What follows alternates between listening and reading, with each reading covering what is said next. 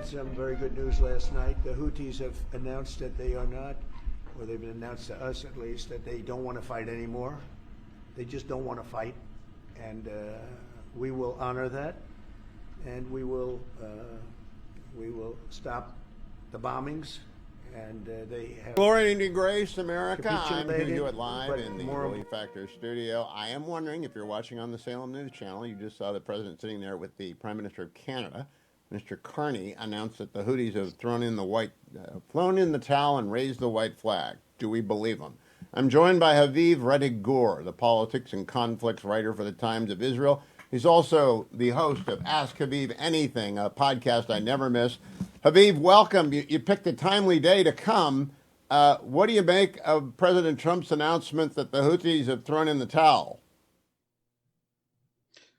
I assume he's telling the truth about what the Houthis have told the Americans. They probably have asked the Americans to stop bombing them. The American campaign against them has been very effective. I suspect, I don't want to go out on a limb here, that the timing has something to do with the Israeli demolition of Hodeidah port, their central port for exporting oil and their main source of foreign currency income, because they just bombed our airport. Well, I before he made that announcement, I had done my outline for my interview, and I was going to start with the fact that the Houthis had hit David Ben Gurion Airport. I mean, that was like a quarter mile away from a disaster on par with 10/7. It could have killed hundreds, if not thousands, of people. Do you think the Prime Minister and his cabinet are going to accept guarantees given to America and not to Israel? Oh, I think that what we have done is force the Houthis to choose. They, by the way, don't have that good aim. It was pure luck. They've attacked Israel hundreds of times, right, in the last 19 months. And by pure luck, they happened to almost hit something actually strategic and important, and that would have been a devastating hit just in terms of the human cost. But the Israeli response was massive. And you're back now. You said they happened to hit something that's strategic. So pick up from there. Yeah, they happened to hit something that is strategic and could have had a huge human cost, but they don't have aim. So it was an accident. The Israeli response has been a response that says that we will play this game for as long as you want to play this game, but we're going to exact a cost from you that is many, many times over what you exact from us. And so we took out this foundational port for the Houthis, this one place where they can ship oil. There's one last port where they can still get Iranian missiles, and by the way, everything else they import. But as long as they're bringing Iranian missiles and shooting them at us, that port is going to go as well. That's the next step you should watch for. And now that we are willing to exact from them those costs, they can't afford to be in a fight with the Americans. So the Israelis have, I don't know what, liberated international shipping, assuming President Trump's statement was accurate, assuming the Houthis actually abide by the agreement President Trump is talking about. Now, Haviv Redigor raises an existential question. Since 10/7, I've talked to you a few times about how do you restore deterrence to Israel's enemies. And the answer is you just got to beat Hamas, and now you've got to pulverize the Houthis. But I don't really know that deterrence has been restored. Do you think it has vis-a-vis the head of the snake in Iran? Yeah, no, not even close. The deterrence cannot be established with organizations like the Houthis, Ansar Islam, as they call themselves. This is a movement whose slogan on their flag says, "Death to America, death to Israel, a curse upon the Jews." So I don't think we can restore deterrence. They will continue to attack to the last Yemeni. They don't care about the cost to Yemen, including Yemeni civilian lives. We saw that in the Yemeni civil war, in which 250,000 people starved to death, including 85,000 children. The Houthis don't care. They don't experience that suffering of their own people as a cost. And so, no, you can't deter them at all. Absolutely not. What you can do is bankrupt them to the point where they can't move or breathe or shoot. And that is something that the Israelis are perfectly willing to do. And the other thing you can do, and Prime Minister Netanyahu said this in a statement earlier today, or maybe yesterday, depending on what time zone you're in, what Netanyahu said was, we're going to bring the cost to the terror masters in Iran. And that is the deterrence that we're going to actually start to exact massive costs from Iran for what the Houthis are doing. By the way, President Trump Well, said that as well. President Trump also said he's got a major announcement tomorrow. And hopefully that announcement will not be a bad deal with Iran. I don't know whether or not he's willing to sign a bad deal with Iran, but that's what's got me worried. Is that what got you worried, Haviv? A bad deal with Iran? That would be very bad. But there is something that actually I'm very hopeful for, which is a good deal with Hamas, in which we get out more of our hostages. The Israelis have not actually launched the massive offensive they announced and that the cabinet approved yesterday. What the Israelis have done, or 2 days ago, what the Israelis have done is announce that that offensive against Hamas is going to launch if Hamas does not come forward with a deal with the Americans. In other words, on the schedule of President Trump's visit, that President Trump himself is going to said he's going to try and reach some kind of a deal. So if we have a hostage deal that releases hostages, that's a wonderful thing.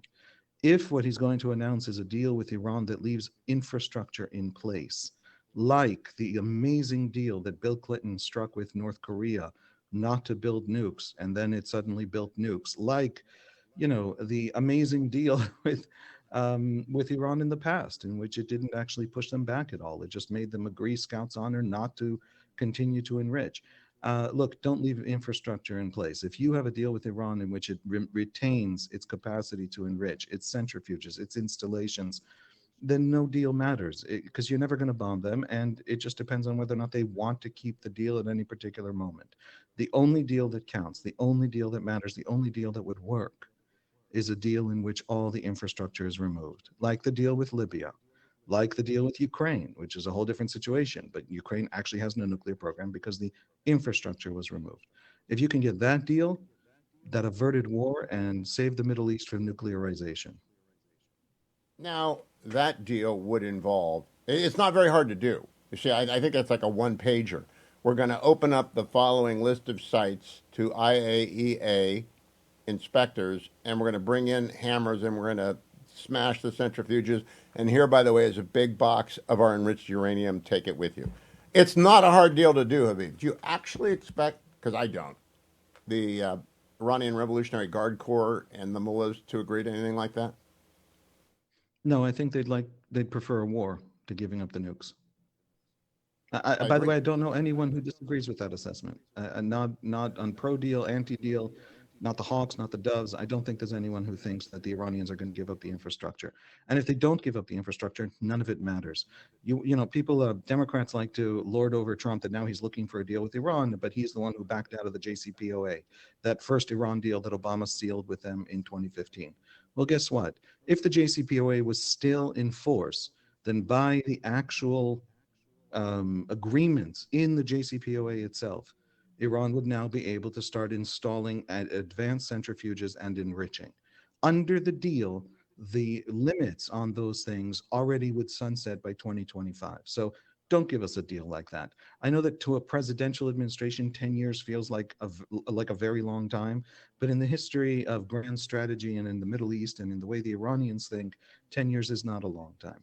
Either all the infrastructure is dismantled and they can't go for a bomb, or they will go for a bomb. It's that simple.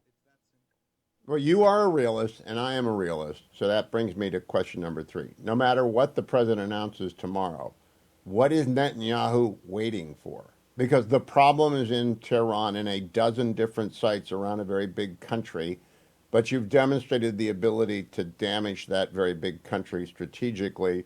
What is he waiting for?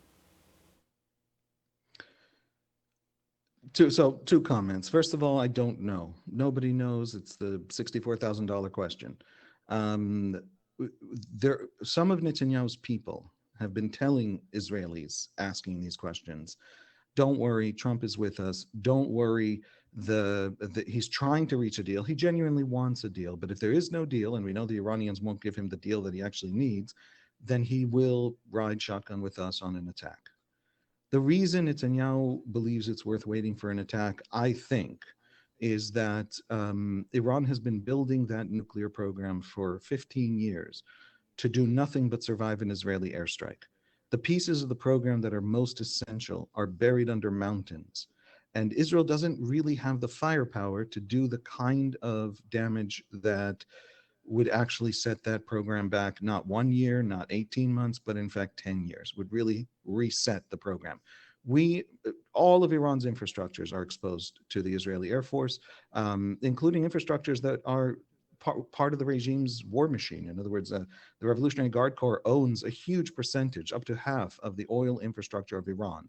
So if you take out that oil infrastructure, that costs the Revolutionary Guard Corps that's exporting all these wars throughout the region, that goes directly to their bank account. We can take that out. We can bankrupt the regime alone without America. But we can't take out the centrifuges. We can't hit Fordo in a way that actually sets the program back 10 years. For that, we do need America. So I think Netanyahu is waiting and hopeful, and everybody's trying to figure out what Trump's red lines are, how that negotiation is going, and whether Trump is falling for the latest of many Iranian tricks and gambits in these negotiations. Now, Haviv Gur, Marco Rubio is his Secretary of State and now his National Security Advisor. He's always been an Iran hawk. He's always been someone who doesn't believe the mullahs. Does that give you some sense of security that the president will not go down the garden path of a JCPOA 2.0? To me, it's always been the fact the Iranians have been trying to kill him for 5 years, so I don't think he's going to actually settle for anything that isn't dispositively disarmament. But what do you think about having Rubio at his side in all this? Absolutely. I think that's a wonderful thing because, I'll just say this, Hugh, you know these people better than I know these people. Okay, so I'd be more interested in your opinion than in mine, but I'll just say that the reading in Israel on Marco Rubio is that he gets the problem. America's interest and Israel's interest aren't always going to line up. In fact, they often don't line up, and that's okay. That's natural. On the question of Iran, there's blowback. That is a strike that the regime will be placed in a position of feeling as if its survival is threatened. A wounded tiger is a very dangerous thing. There are thousands of missiles that could hit Tel Aviv, and there are thousands of missiles that could hit American forces. This is not a decision to be taken lightly, and anyone who tells you it's easy is lying. But to understand the great danger of leaving this regime capable of building a nuke, that's the critical thing. And I know that Secretary Rubio understands that danger, understands it deeply and profoundly. And I know that President Trump understands just how bad these people are. So I don't know what's happening. Within the White House, I'll say something, I'm embarrassed to say it to you because you know this 10 times better than me, but there is this war on now between hawks and isolationists or restrainers and the more hawkish parts of the Republican Party. I don't know who's winning.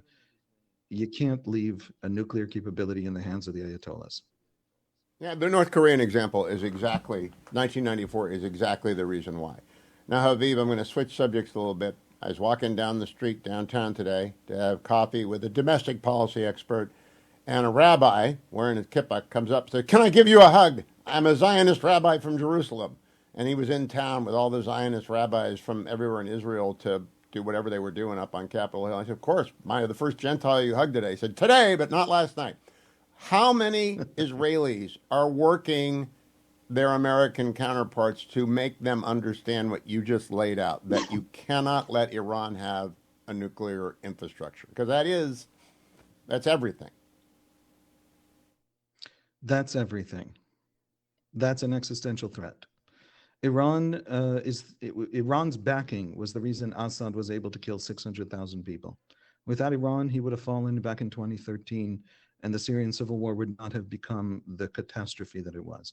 Without Iran's backing, the Houthis would not control half of Yemen, and that war would not have cost hundreds of thousands of lives. Without Iran's backing, there'd be no Hezbollah. In Lebanon, for decades, they called Hezbollah the Guards. Not Hezbollah, the Arabic name of the actual organization, but the Guards, meaning the branch of the Iranian Revolutionary Guard Corps in Lebanon. Iran took over Lebanon. Iran took over Syria. Iran has tremendous influence in the Shia militias in Iraq and harassed and prevented America from doing in Iraq things that would have been marvelous for Iraq. The Americans built many, many hundreds of schools and wanted to leave Iraq a beautiful democracy. Well, one of the main agents working against that, never mind the naivete or questions about the policy, but there was this real desire. And one of the main agents working against that was Iran. So I want you to imagine a regime that has probably been responsible for the deaths of 1 million people in the Middle East in the last decade, having a nuke.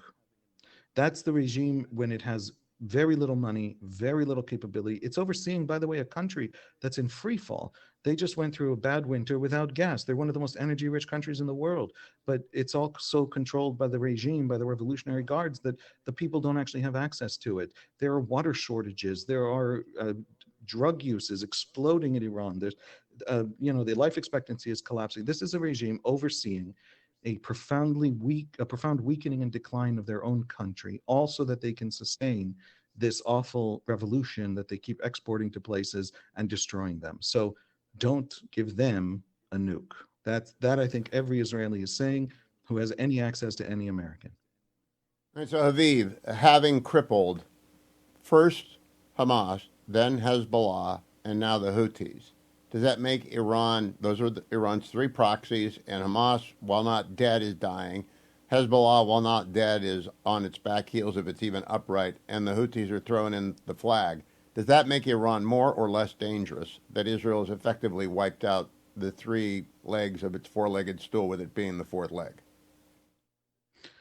There was once an astonishing assessment produced by the American intelligence community that argued that with the 2003 American invasion of Iraq, Iran froze its nuclear program.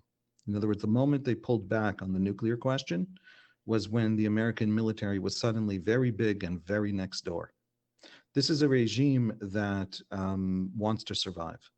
It believes that it has this mission to take over the world, redeem the world, and it believes that it should survive to do so. And so it is a regime that allows itself to be pragmatic, even if its grand vision is this sort of religious redemptionist, violent conquest kind of vision.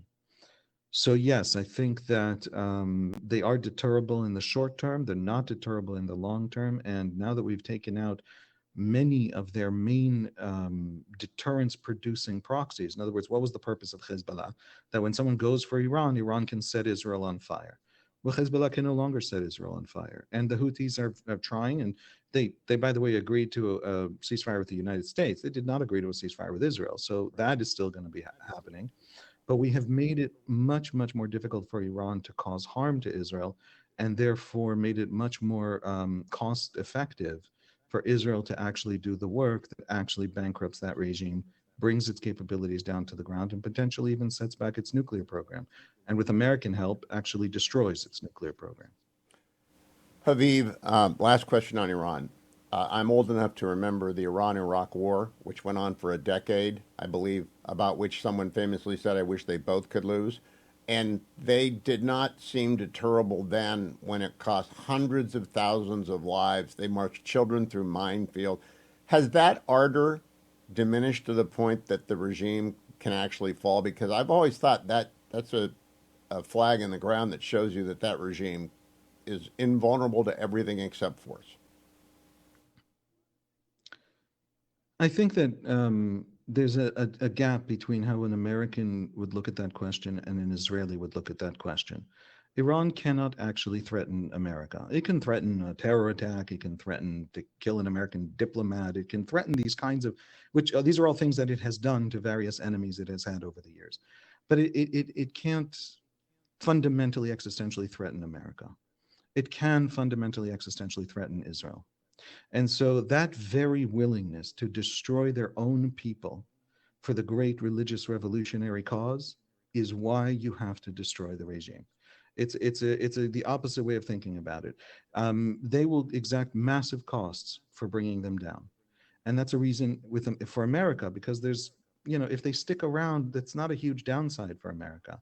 So that's a reason not to take on the downside of bringing them down. But for Israel, them sticking around is a massive downside. And what all the damage they could possibly do going down is a smaller downside. They've already promised to destroy us. So yes, that very willingness to send, look at Hamas in Gaza. Hamas planned a war that would destroy Gaza. That's why you build 500 kilometers of tunnels under cities, something no one has ever done in the history of warfare. The point was, if the Israelis want to come for Hamas, they have to go through Gaza to do it. And that's what happened. There is no other way to fight Hamas. And you can argue the Israelis should have, shouldn't have, that's fine. And you don't have to come down on the Israelis being the good guys or the nice guys. But spare a moment to acknowledge just how monstrous Hamas's fundamental strategy is. Ditto with Hezbollah. Ditto with the Houthis. This entire array of Islamist, this branch, this strain of radical political Islam that is willing to annihilate nations and their own nations on the altar of this great revolutionary war. That's why you have to destroy them. That's not why you Yeah, leave them intact. I've always explained to my friend, one bomb is all they need to go down in their minds as great Islamists. They just need one bomb, and they got to get it on a truck, and they got to get it close to the border, or they got to get it onto the West Bank somehow, and then they win if they can make Israel uninhabitable because of one bomb, and that's why it's dangerous. I want to switch if I can. Just in Go response to ahead. that, yeah, they don't win. That's what brings the Israeli nuclear counterstrike. In other words, that's how the Middle East goes nuclear. That is not they don't win, then everything gets bad. I wish the world would understand that if they get a bomb, nobody's building a bomb because Israel has one, allegedly, according to foreign sources. You know, I'm not someone who actually knows, so I'm allowed to talk about it. But the Saudis are seriously planning a bomb. The Turks are seriously contemplating a bomb if Iran gets one. And so, if we want to avoid them actually using it, don't look at what Hamas is engineered in Gaza and what the Houthis are willing to tolerate in Yemen. Don't look at that and tell me they're never going to use it. They are, Khrushchev. They're détente. They're, mutually assured destruction. It's just not a serious thing to say about this particular regime. So yes, let's avoid the nuclearization of the Middle East. Well said. Now I want to switch to your domestic issue. Your Attorney General, Gali Baharava Miara, I think I said her name right. Today she laid down a demand, or yesterday I guess in Israel, laid down a demand for an official state commission of inquiry. Now, to me, this is nuts. She's not elected. She was appointed by the last regime. You're in the middle of one war, two war, three wars, and the Iranian conflict looming, and this rogue AG is messing around with domestic politics. Explain this to the American audience, Haviv, why she is doing this, because it seems suicidal to me. I think it's a mistake. I'm sorry. Do you want me to defend it I in heard you. theory? I heard you. I want you to expand on why it's a mistake.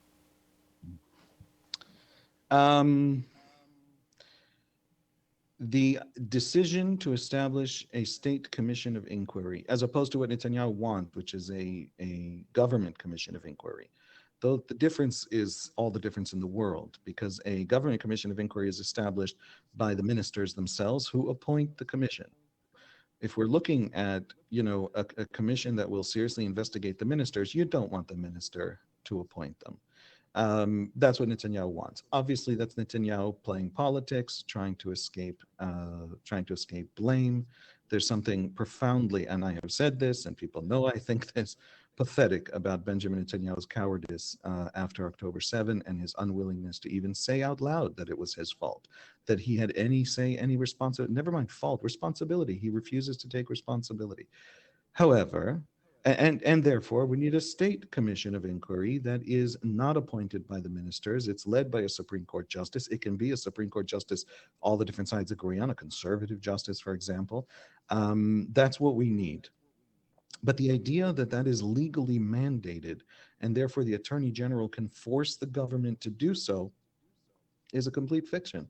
It's not legally mandated. And the Attorney General, just because she thinks it's necessary for clean government, that's a fundamentally political question. If voters believe that Netanyahu is the political coward that I call him, I accuse him of being at a time of war when everybody else is being courageous, voters will make that determination. I don't want this to sound like a defense of Netanyahu. On this point, I have defended Netanyahu on other profoundly painful questions like hostages. On this question, I think that he should be deeply criticized, especially from the right, because it's not okay. But the Attorney General can't force this on the government. It's such a fundamentally political question that it's just, I Yeah. don't understand Okay. it. So even I have oppose one it more last because question. We agree yeah. on that. I wanted to hear if you agreed with me on that. Here's my last question. I know that Israel has always done state commissions after disasters. I know that's what you've always done. Why do you have to do one now, given that we all know what happened? Everybody assumed Hamas could not do what Hamas did. Everyone ignored the young lady soldiers on the border. Everyone was asleep at the switch on the morning. We all know what happened. Why do you need a state commission? Why not just go to the next election? We all know what happened. There's a lot we don't know. And there's a big fight about what happened, whether Netanyahu knew, what he knew, when he knew it. Netanyahu has submitted to the court statements that have to be cannot be lies by law, and the head of the Shabak has submitted to the court statements, and they don't perfectly correspond, or they correspond to the technicalities, but he claims they mean something very different. We actually don't know how much Netanyahu knew that morning. To me personally, I don't care. I mean, it was his fundamental strategy. The fact that most people, not most people, let me be very clear. I defended his strategy on Gaza. I thought it was a great and clever thing, and he was being a thoughtful moderate, and he wasn't falling for extreme right wing anger that demanded other things, and extreme left wing demands to do other things, and he was being wise. I thought it was a good strategy. But guess what, Hugh? I'm not the prime minister. And if it turns out to have been a catastrophically wrong strategy, the guy who actually made the decision carries the responsibility. You don't want responsibility. Don't be prime minister.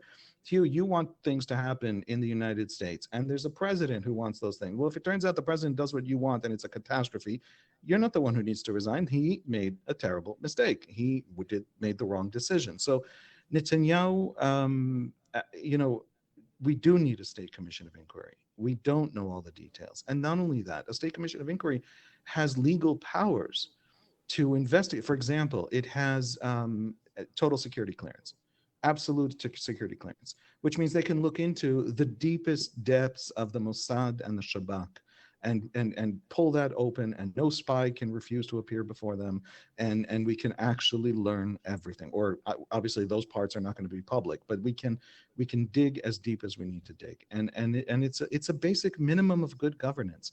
And Netanyahu has no excuse for not doing it, except that he doesn't trust high court justices to lead the inquiry. But I don't believe him. I don't believe that that's the problem, because he also doesn't want to establish any other kind of system that isn't directly answerable to him. He would like people he appoints to tell him that he did a good job, and that's the only thing he's willing to talk about. And so my very last question. We had the Warren Commission after JFK was killed. It never settled a thing. We had the 9/11 Commission after 9/11. They mandated real ID. It's been 25 years. We don't have real ID. In the United States, our experience with commissions is not so great. They don't work. And so I'm just wondering, why not just wait for the election and let the Israelis decide by their votes whether they believe Netanyahu if he runs again, or whoever takes over Likud, I don't know who's going to succeed him, or if he steps down. Why go through that? Because it can't possibly be done by the time of the next election, right? No, I don't. I think it should be done well and seriously and thoughtfully, and it should be done independent of the election schedule. It should have started in December 2023, independent again of that, and that's my view. Why should we do it? Because voters don't know much. Voters don't know much. Voters whose profession is to know stuff, like you and me, we don't know much. We don't know what happened in the room. We don't know what happens day to day in the actual decision. You and I have these conversations in which we're taking our best shot. More often than not, we're right, but we're not literally in the room. And so you have to investigate when tremendous consequences, negative consequences, come out of mistakes taken in that room. And if you shine a light on it, it'll be fixed, and you can do things better. Then you have to do it. And so we have a history of these commissions actually doing, I think, doing something very, very important, which is increasing public trust. Look, in America, you have a big political fight about healthcare. You have a big political fight about all these questions that Israelis don't fight over because they don't perceive them to be political questions. How you build a healthcare system in the Israeli view is you get a bunch of economists and doctors in the room, and they figure out the best way to do it. It's a professional question. It's not a political one. So we've had 4 major reforms of our healthcare system. It's not that anybody got it right suddenly, but it's given to professionals. The professionals have done it, and we have one of the world's leading and most excellent and best healthcare systems. There's a professionalism here that we need professionals to look at these issues and give their opinion, and constructive opinions, not tell us who should be fired. And one final point, everyone's already gone. Everyone's been fired who was in power on October 7th at the professional level and at the political level. The defense minister is gone. The only person who's still in charge, who is also the only person who, in the entire hierarchy, professional and political, who has never taken responsibility, is Netanyahu. So we do need that commission of inquiry. And I agree with Netanyahu that it shouldn't be a very left-wing judge who in the past has expressed opinions about him, but it should be someone else, some other structure, something that takes it out from under his watch and seriously investigates. And you know why? To restore public trust. About half of Israelis don't think he's fighting the war on substantive questions. They think that he's managing the war, he's making war decisions for his own political gain. Half of Israelis who are going to that war, the opposition voters in this country have higher rates of military service and reserve duty service in Gaza than the voters of Netanyahu. And they don't trust Netanyahu's decisions. So to restore trust, launch this process. But he won't. And that to me is a serious handicap for a country at war. And the Well, Attorney and my General is comment to being you, very. Aviv, when you next do Ask Aviv Anything, my Ask Aviv is what are the downsides, potential downsides of that commission? Because the difference between 73 and 2026 and 2025 is that the internet exists, deep fakes exist, AI exists, and that commission could be the most divisive thing ever to hit Israel domestically. Obviously, 10/7 and 1973 are the worst things after the War of Independence, but my question for Ask Aviv Anything is, are there downsides we haven't thought about? Because this is a new world that we're living in, and it's one driven by conspiracy nutters, and your enemies have pretty good capacity in this area as well. Our enemies, I should say, because Iran and China and Russia won't want the results of that commission to be believed. They'll undermine it. So I look forward to that edition of That's Ask very Aviv Anything. I just did. okay. Haviv Reddick Gur, thank you so much for your time. I appreciate it. I know you were rushing to get there, and I appreciate your time. Thank you.